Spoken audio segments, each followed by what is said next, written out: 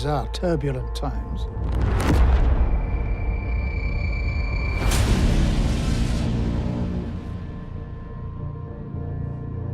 Rhaenyra's coming.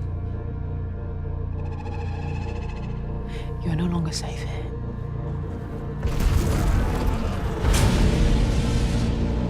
Their defeat is written. We'll secure the city without further bloodshed. The Queen has many dragons, but her subjects do not feel safe, nor should they. We see you have been merciful. But the crown is a weight that crushes. You'll do things that spell death for all involved. Little by little, bite by bite, we are exposing her as weak and unsuited to rule. My enemies have been allowed to muster their strength. She'll certainly fail. And we raise our own throne. In a war, all suffer.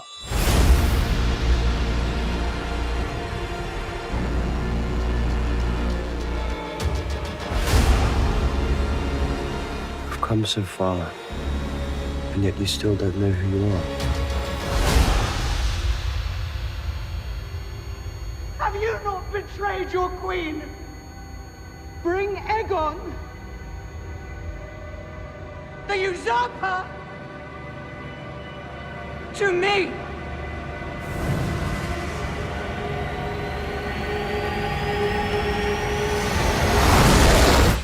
Did I not warn you that you would come to this? Welcome back, everyone. It's Charlie. HBO finally dropped the final trailer for House of the Dragon Season 3. There's a whole bunch of new footage, Easter eggs for the books, so we will break it all down. Everybody grab your Valyrian swords. It's time for the Dance of the Dragons, and there are a lot of dragons in this trailer. You get a dragon, you get a dragon, you in the back, you also get a dragon. Everybody gets a dragon this season. Activate every dragon you've ever heard of in A Song of Ice and Fire. Starting at the beginning of the trailer, we see Daemon in the middle of a knockdown, drag-out brawl, in the middle of a giant battle. It seems like this might be Tumbleton. It might be one of the earlier battles. Most of the battle footage that we see in this seems like it's hyping up Tumbleton, which is actually like the final big battle this season, towards the end of the season, like the penultimate episode. We get a real quick shot of Vermax and Jace at the Battle of the Gullet, which is at the very beginning of the season, like episode 1 stuff. We get that voiceover saying these are turbulent times, which is somebody on the small council or Rhaenyra's Black Council, basically just giving advice about the general Dance of the Dragons, because this season is all about the dance itself, like the traditional dance when you think about the actual dance with the dragons fighting each other. All the big battles we were promised when they said they were going to do this is an actual show. We get a real quick shot of Rhaenyra still inside Dragonstone at the very beginning of the season before she's come to King's Landing, but then right after this, we see this massive shot of a bunch of her dragons flying to King's Landing. This is as she's getting ready to take King's Landing in the Red Keep. So in the shot, if you can't tell here, it's Vermithor, Silverwing, Caraxes, and Syrax at least those 4. You also notice below them is the wreckage from a lot of the ships from the Battle of the Gullet, meaning this is happening after the Battle of the Gullet, which is also true to the books too. Rhaenyra's coming. We get a real quick shot of Alysanne telling Aemond inside the Red Keep, he's still the regent right now, still technically acting as king, that Rhaenyra is coming and he needs to leave, like it is over, even though Vhagar is the biggest current dragon that anybody has right now, and she's super powerful. So this could be happening towards the end of episode 1 or the beginning of episode 2, but it's before Rhaenyra takes off with her dragons and the dragon seeds for King's Landing. Aemond is not there with Vhagar when they show up. That's the whole idea. We get another very cool shot of Rhaenyra with those 4 dragons flying on the Red Keep here, just based on the way it's configured. I love the way they show this too, because she's coming technically to take the Iron Throne, and that is like the first thing in the frame here that you see, in King's Landing behind it. They're also probably going to have a comp to the very first scene of Season 1, Episode 1. In that scene, Rhaenyra was flying Syrax through and around the Red Keep. We'll probably see her doing that again when she comes back to take the Iron Throne. one of the very first shots of season 1, and they were trying to foreshadow this moment here later in the timeline with her taking the Iron Throne back. We get a real quick shot of Syrax landing at the Red Keep in the courtyard here with her about to dismount and all the troops here, like the regular castle guard, just starting to freak out like, oh no, this is not good. Then we get a very cool shot of what seems like the Battle of Tumbleton with the Green Army, Ormund Hightower leading it along with Tessarion and Daeron in the background, Alysanne's youngest child, who we have not seen on the show up to now. They mentioned him so many times each season. Everybody's been wondering when we're going to see him. Then we saw the teaser at the end of last season, like, oh, he's finally here. Tessarion is finally here. While they're squaring off on the battlefield here, they have the voiceover of Rhaenyra saying their defeat is written as Ormund looks very determined. Notice the idea as the camera turns around to show Daemon with all the dragons behind him and his black army, like the combined Rivermen, all the different people that are showing up, the Winter Wolves. They have a very big army too. The Green Army is a little bit bigger in terms of actual numbers of humans, but they have way more nuclear weapons, way more dragons on the black side. Then we get the quick shot of Alysanne looking out over King's Landing. She's looking at the dragon pit with dragons flying over it as Rhaenyra is talking about securing the city. This is probably before they move to take the dragon seeds and take the Iron Throne back. Even though this is only season 3, the dragon pit itself actually becomes a really important location eventually. Probably not until season 4 though. Like, it'll be important during season 3, but not as important during season 4 stuff. There's a really quick time jump to her inside the Red Keep, pulling down all the green banners, and she's going to be putting up her black banners again too. Notice you see the dragon seeds right in front of here too with the gold cloaks. Adam Hull, Hugh Hammer, and Ulf White. I believe this is also the room where they paint the map of Westeros on the floor later in the timeline. You see Cersei walking around during season 7 and season 8 all the time. So imagine like another 100+ years, they draw a giant map of Westeros on the floor here. We get another quick shot of some of the dragon seeds in Caraxes flying over King's Landing. Not Syrax though. The Queen has many dragons. We get the voiceover from Corlys talking to Daemon, talking about how the citizens of King's Landing, the small folk, are getting really afraid of all the dragons showing up, so they're all starting to turn a little bit on Rhaenyra. She's starting to seem a little bit more like a villain to the small folk, which is a very, very bad thing and foreshadowing something that's going to happen during season 4.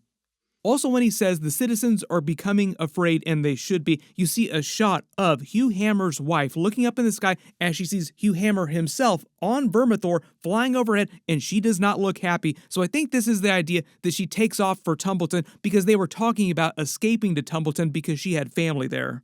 Hugh Hammer's wife being in Tumbleton is going to be important for the plot later in the season. So a lot of stuff is happening at Tumbleton by the end of the season.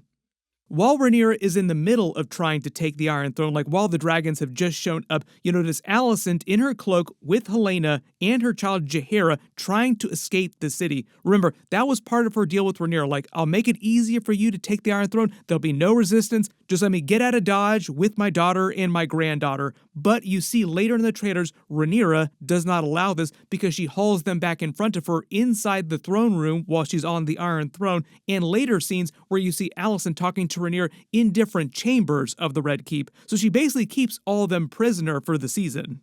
This is for a couple different reasons, mostly just so that they can have a lot of scenes between Alysanne and Rhaenyra like they did during season 1 before the time skips when they were still technically friends.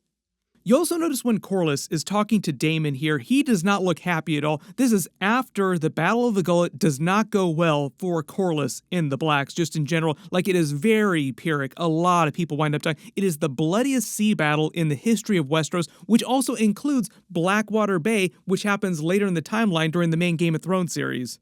So one of the other bad things that's happening with Rhaenyra slowly over the season is that Corlys starts to get madder and madder about the way the war is going and what side he is on.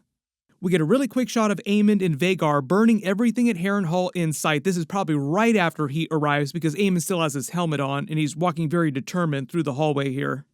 Seems like he starts killing a whole bunch of Strongs, RIP to all the Strongs here. During this scene of Alysanne telling Rhaenyra, I see you've been merciful, this is after she's captured her and Helaena and her granddaughter and brought her back to the Red Keep and put her under house imprisonment. This might be in the small council room. Speaking of which, we get a real quick shot of Helaena that looks like she's spiraling out. She's inside the Godswood here of the Red Keep underneath the Weirwood, so maybe she's about to have a really trippy vision. bad things happen to Helaena over season 3, and I do expect Helaena to make it to season 4. So we'll just continue seeing Helaena do kinds of weird, trippy mind space vision stuff during season 3.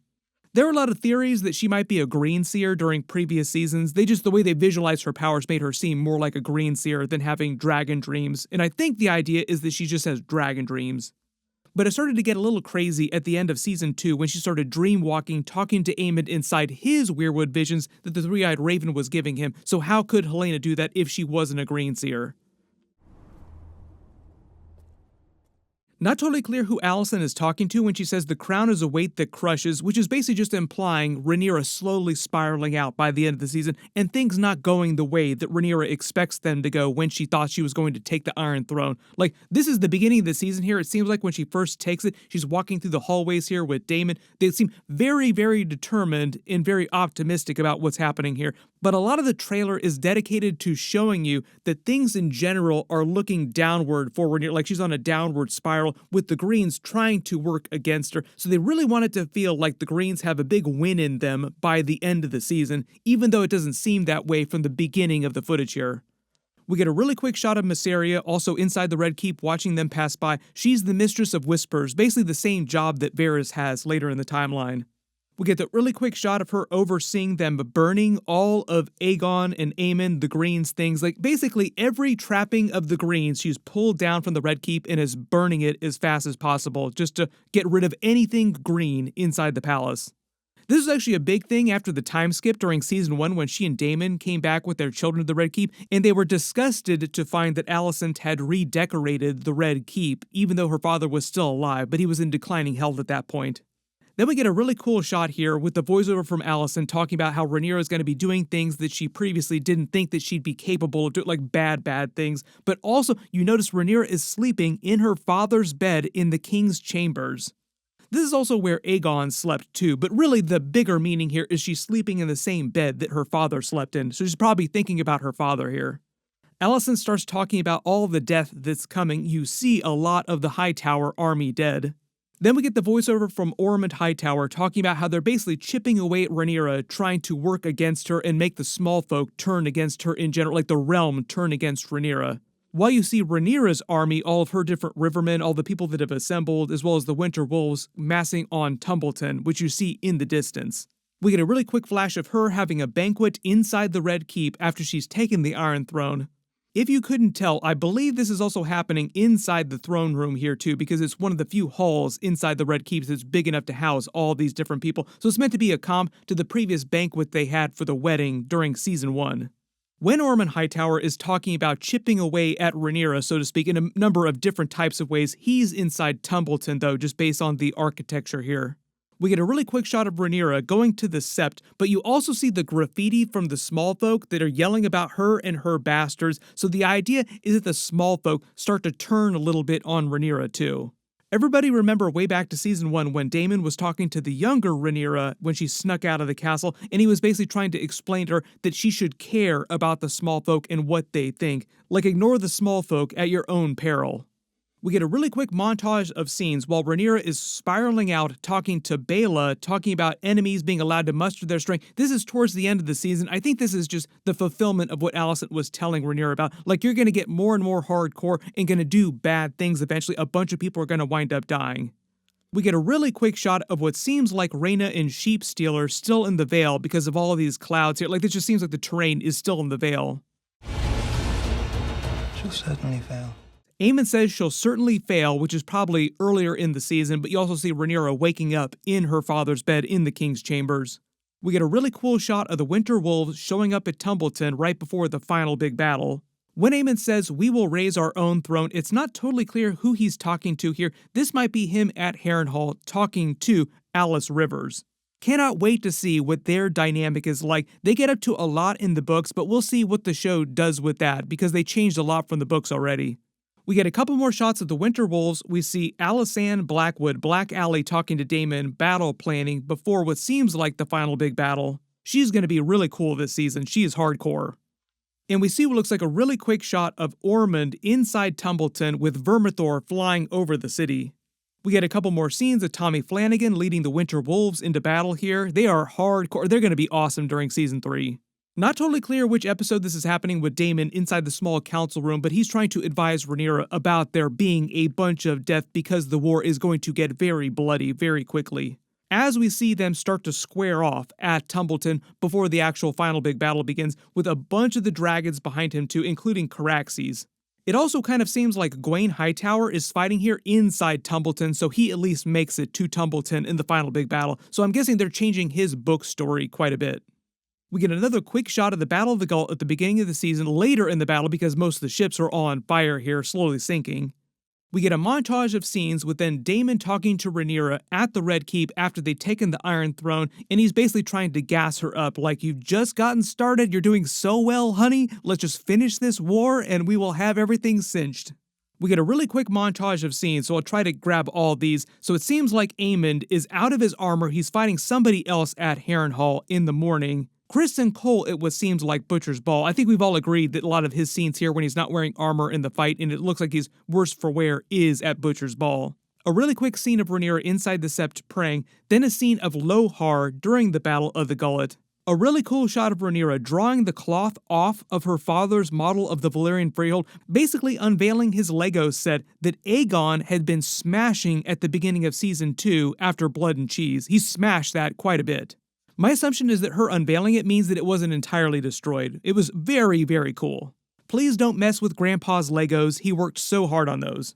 We get a new scene of her spiraling out at what seems like Dragonstone. Have you not betrayed your queen? I think this is after the Battle of the Gullet because it goes very, very badly for the Blacks, and she has good reason to be very, very upset. And we get what's probably one of the coolest new shots of this new trailer. It's Sheepstealer entering the Battle of the Gullet with Rhaena. So you see his head, but it's almost like a feet first entry. I love the way the camera moves him in here over frame. Just to show you the dragon's perspective and how big he actually is, even though he himself is not the biggest dragon, just completely taking up, like eating the whole frame. Then I know there's going to be a lot of questions about what's happening here with the scene with the dragon egg, so it seems like Aemond because it's the long hair, but also the Valyrian dagger on his hip, and he has that during all the Harrenhal scenes later in the trailer, later in the timeline. So I'm assuming that he takes the dragon egg with him, or somebody gives it to him, or he tries to give it to somebody else. You can let me know in the comments whose dragon egg you think this is, because I don't think that it's meant to be Vhagar's dragon egg. Yoink! Yoink! Yoink! Yoink! There was a really big scene during Season 2 like this as well, where Rhaenyra tried to send a whole bunch of dragon eggs with her children when she was sending them to the east. Like, just in case, here's a couple dragon eggs, just as a contingency plan in case anything bad happens with the dragons that we do have. So everybody post all your dragon egg theories in this scene here too. Why is Aemond holding a dragon egg? This entire voiceover they cut with it, with Rhaenyra spiraling out, yelling about them getting Aegon the Usurper, also seems like it's from right after the Battle of the Gullet when she was yelling at everybody else about betraying their queen. But notice a very cool shot, like this is very, very loaded here, where you see Aegon in the woods in night talking to a bunch of his supporters here with Larys Strong, and he's looking up in the sky. Notice how his eyes turn up into the sky. So this might be the reveal that Sunfire is still alive, because we see a dragon mysteriously burn people inside of a cave in a place that we can't quite tell where it is. So early theory, this might be Sunfire recovering after the events of Season 2. Everybody post all your theories about this scene of Aegon, though. Like, why would he be looking up in the sky in the middle of the night if it weren't Sunfire? I think this scene of Rhaena looking up in the sky is at Sheepstealer. It's also at the beginning of the season before they take off to go down to the Battle of the Gullet, because we know that that's like literal Episode 1 stuff. So she has to get on Sheepstealer in Episode 1 to make it to the Battle of the Gullet, also in Episode 1. While she's still in the middle of spiraling out, yelling about Aegon, early in the season, we see another scene of her later in the season after she's taken the Red Keep. It seems like this is like right after she's taken the Iron Throne, because it seems like she's come into her father's room in the king's chambers and she's looking at his stuff here and she's just marveling, like, this is so wonderful that I'm back here. It's not totally clear where Alysanne is here inside this doorway here. You notice there are vines growing on the side here. You can let me know what you think is happening here.